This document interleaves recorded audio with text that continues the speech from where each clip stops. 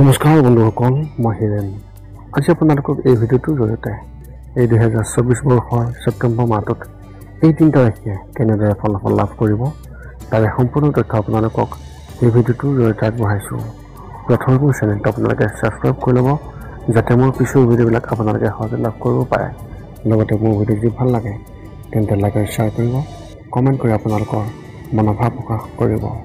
এতিয়া আহোঁ মূল বিষয়লৈ। মেষ ৰাশিৰ ব্যক্তিসকলৰ এই ছেপ্টেম্বৰ মাহটোত এওঁলোকৰ পাৰিবাৰিক জীৱনৰ ক্ষেত্ৰত এনেধৰণৰ আপোনাৰ পৰিয়ালৰ সকলোৰে লগত আপোনাৰ আচৰণ বন্ধুত্বপূৰ্ণ হ'ব আৰু আপোনাৰ প্ৰতি সকলোৰে মৰম আগৰ তুলনাত অধিক বৃদ্ধি পাব। ঘৰতে কিছুমান শুভ কাম আৰম্ভ হোৱাৰ সম্ভাৱনা অত্যন্ত। এই কামে আপোনালোকক সকলোকে সুখী কৰি তুলিব। এনে সময়ত আপোনাৰ শত্ৰুৱে আপোনাৰ বিৰুদ্ধে ক্ষোভ ৰাখিব পাৰে আৰু তেওঁলোকে আপোনাৰ পৰিয়ালত তিক্ততা আনিবলৈ চেষ্টা কৰিব। গতিকে যিকোনো ধৰণৰ মিছা অপপ্ৰচাৰৰ পৰা আঁতৰি থাকিব আৰু পৰিয়ালৰ সদস্যৰ প্ৰতি পাৰস্পৰিক মৰম বজাই ৰাখিব। চুবুৰীয়াৰ সৈতে সম্পৰ্ক সুদৃঢ় হ'ব। ব্যৱসায় আৰু চাকৰিৰ ক্ষেত্ৰত এনেধৰণৰ বহুতো নতুন সুযোগৰ সৃষ্টি হ'ব পাৰে, যাৰ ফলত অৰ্থনৈতিক লাভ হ'ব। এই সময়ত আপোনাৰ কল্পনা শক্তিও অধিক বৃদ্ধি পাব, যিয়ে আপোনাক নতুন নতুন ক্ষেত্ৰত কাম কৰিবলৈ উৎসাহিত কৰিব। আপোনাৰ বুদ্ধি অনুযায়ী যিকোনো সিদ্ধান্ত লোৱা উচিত আৰু আপোনাৰ অস্তিত্ব মধুৰ কৰি ৰাখিবলৈ চেষ্টা কৰক। আপুনি নতুন ব্যৱসায়িক চুক্তি কৰিব পাৰে, যিয়ে আপোনাক ভৱিষ্যতে সফলতা কঢ়িয়াই আনিব। যদি আপুনি চাকৰি বিচাৰি আছে তেন্তে এই মাহত আপোনাৰ মন সলনি হ'ব পাৰে। আপোনাৰ মনোযোগ থাকিব নিজৰ ব্যৱসায় চলাই নিয়াৰ ক্ষেত্ৰত, যাৰ বাবে আপুনি আপোনাৰ বয়োজ্যেষ্ঠসকলৰ সৈতে আলোচনা কৰিব পাৰে। কাম কৰি থকা ব্যক্তিসকলে হয়তো এই মাহত ভ্ৰমণলৈ যাব লাগিব। এনে পৰিস্থিতিত সম্পূৰ্ণ সাৱধানতা অৱলম্বন কৰক। শিক্ষা আৰু কেৰিয়াৰ ক্ষেত্ৰত এনেধৰণৰ স্কুলত অধ্যয়ন কৰা ছাত্ৰ ছাত্ৰীসকলৰ ক্ষেত্ৰত তেওঁলোকৰ পঢ়া শুনাৰ প্ৰতি আগ্ৰহ কম হ'ব আৰু শিল্পৰ ক্ষেত্ৰখনৰ প্ৰতিও তেওঁলোকৰ আগ্ৰহ অধিক দেখিবলৈ পোৱা যাব। সংগীততো আপুনি নতুন বাদ্যযন্ত্ৰ শিকিবলৈ গুৰুত্ব দিব। কলেজত অধ্যয়ন কৰা ছাত্ৰ ছাত্ৰীসকলে নিজৰ বিষয়ৰ প্ৰতি আগ্ৰহী হ'ব আৰু এই ক্ষেত্ৰত শিক্ষকৰ পৰা পথ প্ৰদৰ্শন লাভ কৰিব।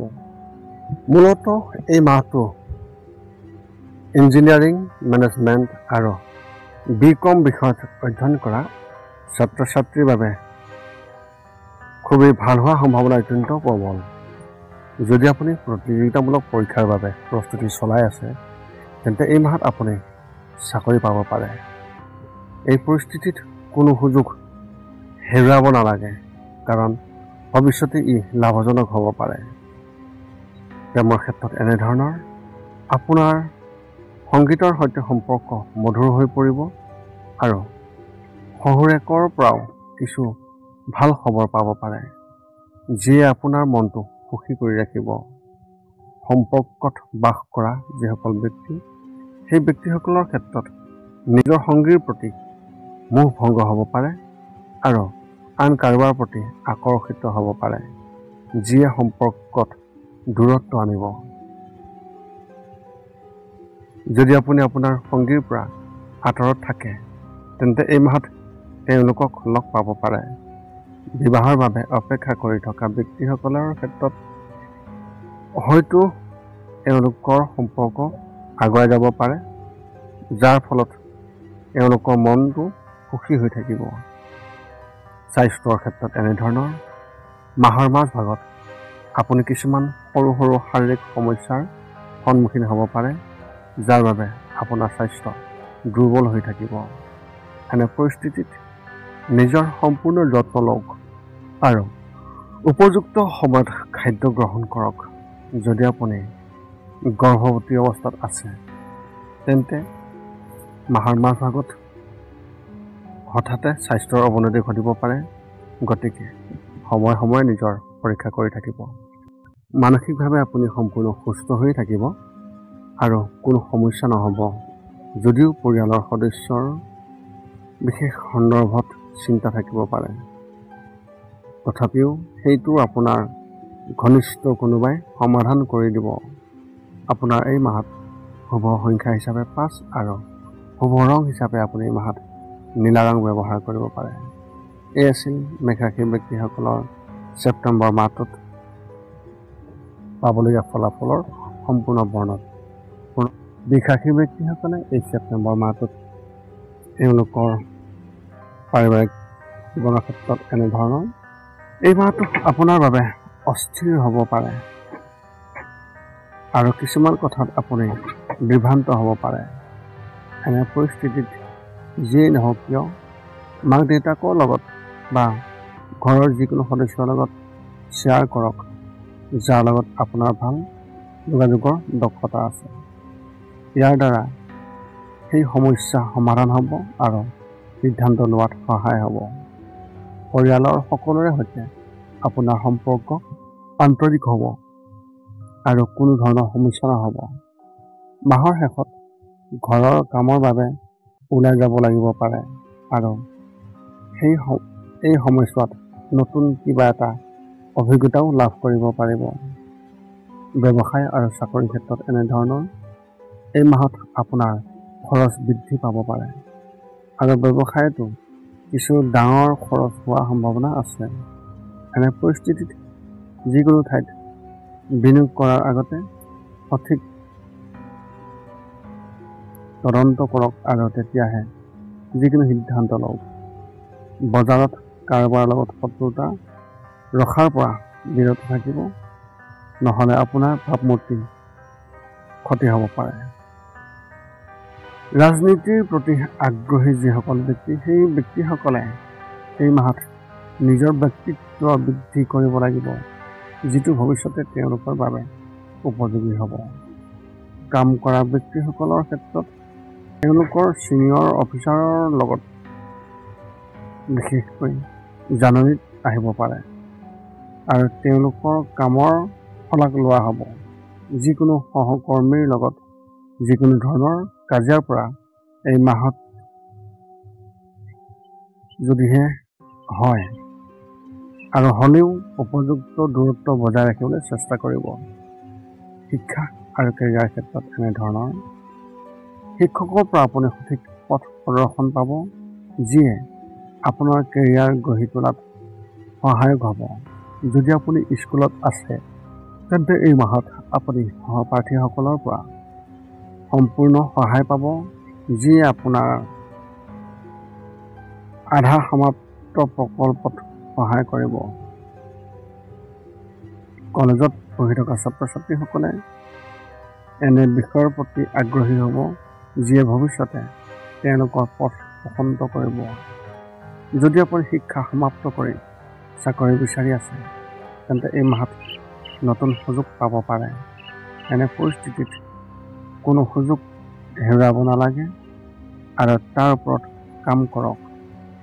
চৰকাৰী পৰীক্ষাৰ বাবে প্ৰস্তুতি চলাই থকা ছাত্ৰ ছাত্ৰীসকলে এই সময়ত এটা নতুন ক্ষেত্ৰত হাত দিয়াৰ সুযোগ পাব পাৰে, য'ত তেওঁলোকেও আগ্ৰহী হ'ব।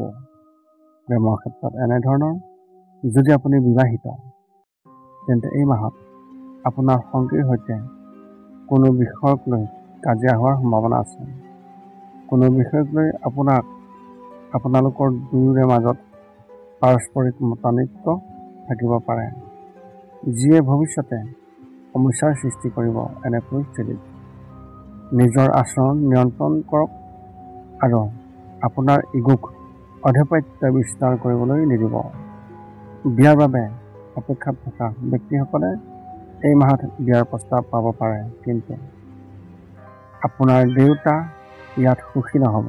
এনে পৰিস্থিতিত তেওঁৰ পৰামৰ্শ ভালদৰে শুনিব। স্বাস্থ্যৰ ক্ষেত্ৰত এনেধৰণৰ যদিহে আপোনাৰ কেতিয়াবা আগত পাথৰৰ সমস্যা হৈছিল বা এতিয়াও পাথৰ হৈ আছে তেন্তে এই মাহত কমেও 50% লোকে পাথৰৰ বিষত ভুগিবলগীয়া হোৱাৰ সম্ভাৱনা আছে। এনে অৱস্থাত আগতীয়াকৈ চিকিৎসকৰ ওচৰত নিজক পৰীক্ষা কৰি লোৱাটো অতি ভাল হ'ব। নহ'লে হঠাতে সমস্যাৰ সন্মুখীন হ'বলগীয়া হ'ব পাৰে। বাকী সকলোৰে কোনো গুৰুত্বভাৱে শাৰীৰিক সমস্যা নহ'ব। মানসিকভাৱে মাহৰ তৃতীয় সপ্তাহত টোপনিৰ অভাৱৰ বাবে অস্থিৰতাৰ সমস্যা হ'ব পাৰে। ইয়াৰ বাবে ৰাতি শুই উঠাৰ আগতে মধ্যমীয়া ভলিউমৰ সংগীত শুনিলে আপোনাৰ মানসিক শান্তি লাভ কৰিব পাৰিব আৰু আপোনাৰ পৰিস্থিতি ভাল হ'ব। আপোনালোকৰ এই মাহত শুভ সংখ্যা হিচাপে 7 আৰু শুভ ৰং হিচাপে আপুনি এই মাহত কেশৰৰ ৰং ব্যৱহাৰ কৰিব পাৰে। এই আছিল ছেপ্টেম্বৰ মাহটোত লাভ কৰিবলগীয়া বিকাশী ব্যক্তিসকলৰ সম্পূৰ্ণ ফলাফলৰ বৰ্ণন। মিথুন ৰাশি ব্যক্তিসকলে এই ছেপ্টেম্বৰ মাহটোত তেওঁলোকৰ পাৰিবাৰিক জীৱনৰ ক্ষেত্ৰত এনেধৰণৰ: যদি পৰিয়ালৰ কোনো সদস্যৰ লগত পুৰণি মতানৈক্য হৈ আছে তেন্তে এই মাহতে শেষ হৈ যাব আৰু সকলোৰে মাজত পাৰস্পৰিক প্ৰেম বৃদ্ধি পাব। পৰিয়ালৰ সদস্যৰ মাজত আপোনাৰ সুনাম বৃদ্ধি হ'ব আৰু সকলোৱে আপোনাক সন্মান কৰিব। আপুনিও আপোনাৰ ভাই ভনীৰ সৈতে নতুন কিবা এটা আৰম্ভ কৰাৰ কথা ভাবিব পাৰে, য'ত আপুনি পিতৃ মাতৃৰ পৰাও সম্পূৰ্ণ সমৰ্থন পাব। যদি পৰিয়ালৰ কোনো সদস্যই বাহিৰত পঢ়া শুনা বা কাম কৰি আছে তেন্তে এই মাহত তেওঁ ঘৰলৈ আহিব আৰু তেওঁ আগমনৰ লগে লগে কিছু ভাল খবৰো পাব পাৰে। মুঠতে এই মাহটো আপোনাৰ পাৰিবাৰিক জীৱনৰ বাবে খুবেই ভাল হোৱাৰ সম্ভাৱনা অত্যন্ত প্ৰবল। ব্যৱসায় আৰু চাকৰিৰ ক্ষেত্ৰত এনেধৰণৰ: এই মাহটো আপোনাৰ ব্যৱসায়ৰ বাবে বহুত ভাল। যদি এতিয়ালৈকে কোনো কাম বাকী আছিল তেন্তে এই মাহৰ পৰা ই আৰম্ভ হ'ব, য'ত আপুনি সুবিধা পাব। আবদ্ধ হৈ থকা টকাখিনিও ঘূৰি অহাৰ লক্ষণ দেখা গৈছে। এনে পৰিস্থিতিত নিজৰ চৌপাশৰ প্ৰতি বিশেষ গুৰুত্ব দিয়ক আৰু কোনো সুযোগ পিছলি যাবলৈ নিদিব। চৰকাৰী বিষয়াসকলে নিজৰ কামৰ প্ৰতি বিশেষ গুৰুত্ব দিব লাগিব, কাৰণ এই মাহত অগ্ৰগতি হ'ব পাৰে আৰু উত্থান পতনৰ উচ্চপদস্থ বিষয়াৰ পৰাও তেওঁলোকে উৎসাহ লাভ কৰিব পাৰে। ব্যক্তিগত খণ্ডত কাম কৰা ব্যক্তিসকলৰ ক্ষেত্ৰত এনেধৰণৰ: এই কৰ্মচাৰীসকলে কাৰ্যালয়ত ৰাজনীতিৰ পৰা দূৰত্ব বজাই ৰাখিব লাগিব, অন্যথা তেওঁলোকৰ ভাৱমূৰ্তি নেতিবাচক হৈ পৰিব পাৰে। শিক্ষা আৰু কেৰিয়াৰ ক্ষেত্ৰত এনেধৰণৰ: যদি আপুনি বৰ্তমান স্কুলত পঢ়ি আছে তেন্তে এই মাহত আপুনি পঢ়া শুনাত মোহ ভংগ হ'ব পাৰে, যাৰ বাবে আপোনাৰ পিতৃ মাতৃয়ে আপোনাৰ ওপৰত হতাশ হৈ পৰিব। যদি আপুনি কলেজত পঢ়ি আছে তেন্তে আপোনাৰ পঢ়া শুনাক লৈ সন্দেহৰ অৱস্থা হ'ব পাৰে, যাৰ ফলত আপোনাৰ ভৱিষ্যতৰ কথা ভাবিবলৈ বাধ্য হ'ব। প্ৰতিযোগিতামূলক পৰীক্ষাৰ বাবে প্ৰস্তুতি চলোৱা ছাত্ৰ ছাত্ৰীসকলে কিবা এটা বিষয়ত শংকিত হ'ব পাৰে, যাৰ বাবে তেওঁলোকৰ পঢ়া শুনাৰ প্ৰতি আগ্ৰহ কম হ'ব। এনে সময়ত আপোনাৰ ছিনিয়ৰসকলৰ পৰা পোৱা নিৰ্দেশনাই আপোনাক সঠিক পথ দেখুৱাব পাৰে। প্ৰেমৰ ক্ষেত্ৰত এনেধৰণৰ: যদি আপোনাৰ বিবাহৰ 10 বছৰতকৈও কম সময় হৈছে তেন্তে এই মাহত আপুনি আপোনাৰ সংগীৰ পৰা উপহাৰ লাভ কৰিব পাৰে, যিয়ে আপোনাক সুখী কৰিব। যিসকলৰ বিবাহ 10 বছৰতকৈ অধিক সময় হৈছে তেওঁলোকে নিজৰ সংগীৰ পৰা সম্পূৰ্ণ সহায় লাভ কৰিব আৰু দুয়োজনে কৰিবলৈ যোৱাৰ পৰিকল্পনা কৰিব পাৰে। যদি আপুনি আপোনাৰ সংগীৰ পৰা আঁতৰত থাকে তেন্তে এই মাহত তেওঁলোকক লগ পোৱাটো আপোনাৰ বাবে সম্ভৱপৰ হ'ব। বিবাহৰ বাবে অপেক্ষা কৰি থকা ব্যক্তিসকলেও এই মাহত হতাশ হৈ থাকিবলগীয়া হ'ব পাৰে। স্বাস্থ্যৰ ক্ষেত্ৰত এনেধৰণৰ এই মাহটো স্বাস্থ্যৰ দৃষ্টিকোণৰ পৰা আপোনাৰ বাবে খুবেই শুভ হ'ব আৰু আপুনি কোনো সমস্যাৰ সন্মুখীন নহ'ব। যদি আপুনি ইতিমধ্যে কোনো ৰোগৰ সৈতে যুঁজি আছে তেন্তে এই মাহত আপুনি ইয়াৰ পৰা সকাহ পাব। এই মাহটো আপোনাৰ স্বাস্থ্যৰ বাবে উৎকৃষ্ট হোৱাৰ সম্ভাৱনা আছে আৰু আপুনি পূৰ্বতকৈ সতেজ অনুভৱ কৰিব। মানসিকভাৱে নতুন নতুন ধাৰণা আপোনাৰ মনত প্ৰৱেশ কৰিব আৰু আপুনি আগতকৈ অধিক শক্তিশালী অনুভৱ কৰিব। চৌদিশে এক ইতিবাচক পৰিৱেশ গঢ়ি তুলিব যিয়ে আপোনাৰ মনটোক অধিক সুখী কৰি তুলিব। আপোনাৰ এই মাহত শুভ সংখ্যা হিচাপে 9 আৰু শুভ ৰং হিচাপে আপুনি এই মাহত ধূসৰ ৰং ব্যৱহাৰ কৰিব পাৰে। এই আছিল ছেপ্টেম্বৰ মাহটোৰ মিথুন ৰাশিৰ ব্যক্তিসকলে লাভ কৰিবলগীয়া সম্পূৰ্ণ ফলাফলৰ বৰ্ণন। পুনৰ লগ পাম অন্য এটা ভিডিঅ'ত আজিলৈ ধন্যবাদ।